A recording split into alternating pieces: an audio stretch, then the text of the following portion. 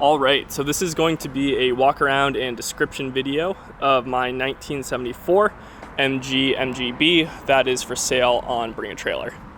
First thing that I will mention is that I will be doing a description write-up in the comments. So if you are planning on bidding on this car, please read through the comments, make sure that you get to that description that I'll be posting there. Bring a Trailer doesn't always let you include everything in the description, and my goal with this auction is to just be as transparent as possible and make sure that we find a good home for this car. So the background story with this car is I bought it back in April of this year, 2023, and I bought it because it came up in the town that I live in for sale by an older man who basically said that he had restored it. Now, I will say that it was not completely restored when I bought it. I could tell right away that it was going to need a handful of things, and in a way, I kind of bought it because I felt bad that it wasn't fully restored, and I thought I could just kind of get it there, like push it over the edge. In my mind, this is possibly the ultimate spec MGB. I've owned, I think, about 5 of these cars in the past. 67s are fantastic. That was my first one. But something about the 74 with that grille, that color red, overdrive, the sport exhaust, and the 15-inch mini lights is just such a great combination. So when I bought this car, it had maroon interior. I swapped it out for black interior and black carpets. I also added this really nice Moto Lead steering wheel. I didn't buy it new. I originally bought it used, and it's just been on my shelf for the past few years, so I finally found a home for it. Another thing that I did right away is I did the wheels and tires. So you'll see in the receipt, there are receipts from VTO for those wheels, receipts from Discount Tire for those new tires. I think in total they probably have like 2,000 miles on them. Really, just the 15-inch wheels really just change the look of these MGBs, and they make them look so much more sporty in my opinion. When I got it, I could also tell that the suspension was not quite right. So basically what had happened, I believe, is when he restored it, he put it to rubber bumper height, even though it is a chrome bumper car. So I bought the kit, lowered it back down to chrome bumper height. I could also tell it needed a kingpin, so I did a new kingpin in the front, as well as new tie rod ends on both because the boots were gone. Exhaust-wise, the exhaust that it had was much too small, so I added the Taurus Trophy stainless sport exhaust, which it just sounds fantastic. Like, you'll hear it during the driving video, but it's probably my favorite sounding exhaust. The other big thing that it needed when I bought it was a clutch. So over the summer, I pulled the motor, I replaced the clutch. You'll see the clutch in the receipts, and I can put a photo in the gallery as well of the motor out for proof. The rear valence was also pretty bunged up. So I replaced the valence with a front valence that is correct for a 74. You will note that it's not body color. It should be. I didn't want to risk mismatching the red by painting it myself, so I painted it black for now. If you want to fix it and put it back to body color, pretty easy to pull it off. The grille is also new. When I bought the car, it had a 62 to 69 grille, which really irritated me. So I just bought a brand new 74 grille and added it. Overall, it shows really well. There are some flaws. The paint looks really good. I would say that if you're gonna try and win a show, I would definitely get it professionally paint corrected. I think the biggest flaw that you might not be able to tell right now, but you can definitely see in the gallery photos, is that the doors, for some reason, are a slightly darker shade of red than the rest of the car. I don't know why. I asked the previous owner about it. He didn't notice it. You can really only see it in kind of low light, but it is there. I want to make sure people know and understand. The car did have floor pans replaced. You'll be able to see that in the underside photos. That was not done by me. That was done by the previous owner. A few other things about this car that you should know. One, I believe the gas tank is an aftermarket touring gas tank because it hangs down more than any other MGB I've ever owned. I didn't want it to be too noticeable, so I painted it black. The capacity is definitely bigger than MGBs that I've had in the past. Like I said, the paint is good, but it's not perfect. I'm by no means a professional detailer, but you will be able to see in some areas, let me see if I can find some, that the paint just could be polished a little bit more. In some places, like kind of here by the trim, if you can see that, it's just a little flat. It could be better. So if you're trying to win a show, definitely make sure you get it professionally paint corrected.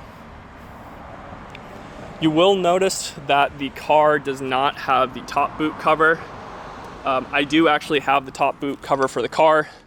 I did not have the tool to install it, so I'm just going to include it in the trunk, and you can either install it yourself or have a professional do it.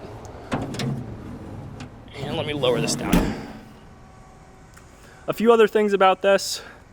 Overall, it's really good. Like I said, there are a few flaws. One of which is the door handle on the inside passenger needs to be adjusted. You have to pull it really hard, and sometimes it won't like fully unlatch. It's not a door like fit issue. It's just that handle needs a little bit of adjustment to make sure it's pulling the mechanism. You can see here, door opens up, closes without a problem. So no pinching going on there. I would say the lines on this are pretty good, but they're not perfect. Like you can see here, this door fits a little bit too far into the body. I think for driver quality, it's fine, but just trying to set expectations here. I don't believe I'm not sure actually if the door locks work or not. I've never tried that. The hood fitment is okay.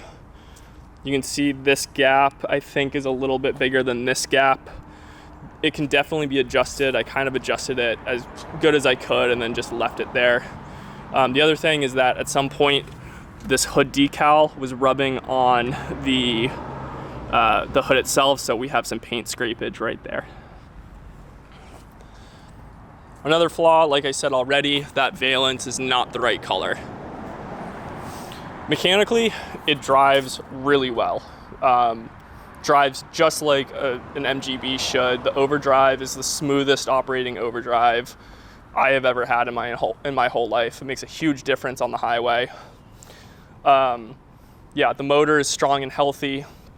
I was told that it was rebuilt by the older man that I bought it from. I don't have receipts for the rebuild, but oil pressure is good. It's very, very strong. It does feel like a new motor. Leak-wise, all British cars leak a little bit. This one leaks specifically from the transmission. It's not terrible, but if you park it, when you leave, you will have some drops. If you park it for like a week, it'll be more than a few drops. The TR6 I had was much worse than this, but especially if you're new to the British car scene, let's make sure that you're aware of that. Rust-wise, no rust at all. Like I said, floor pans were replaced. Tried to get some photos of the wheel arches and everything. Everything looked good. I guess one thing that you could call a flaw, this is not the correct gear knob. I believe that's a gear knob from like a 68, 69. I think I have the correct one somewhere, but I always liked the way that one looked and felt, so I decided to leave it. All right, let's pop the hood.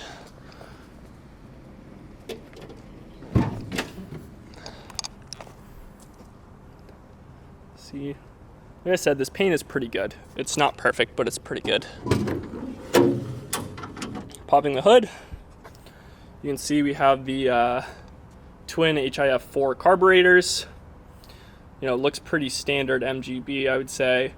Like I said, I did the clutch back in end of July or early August, so the oil was changed then as well as new coolant. When I had it on the lift for underside photos, I also made a point of just greasing everything while I was under there.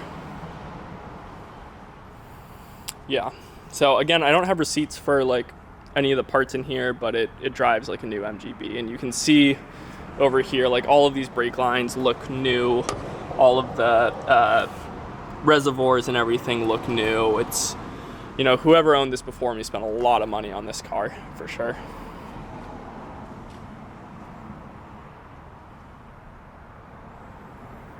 Fantastic.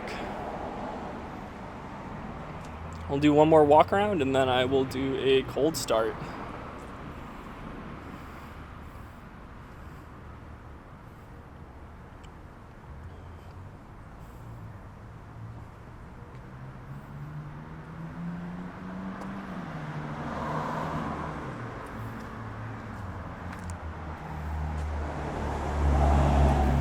Yeah, overall this thing has been great for me. I have a few too many projects right now.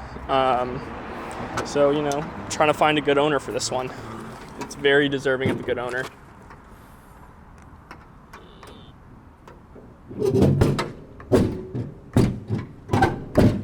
Okay. All right, so let's do a cold start. Moving into the cockpit here. Again, that Moto-Lita steering wheel looks great. You can see here I have my binder, my little folder full of receipts. Again, that's really only going to cover my ownership, but I was genuinely surprised at how much money was in there.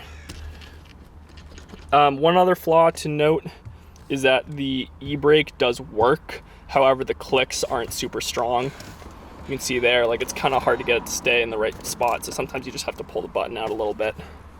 Like I said, it does work. It's just the clicks aren't as strong as maybe they should be. Okay, so to start it up, we're gonna pull the choke out all the way. It's been about a week since I've started this. It is outside, but I just pushed it out here. I'm gonna turn the key once, let the fuel pump come up to pressure. It is an electronic fuel pump. And then we just crank it over.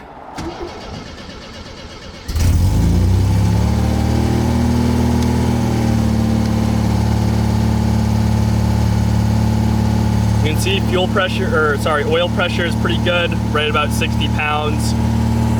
No matter what, it stays right at 60 pounds.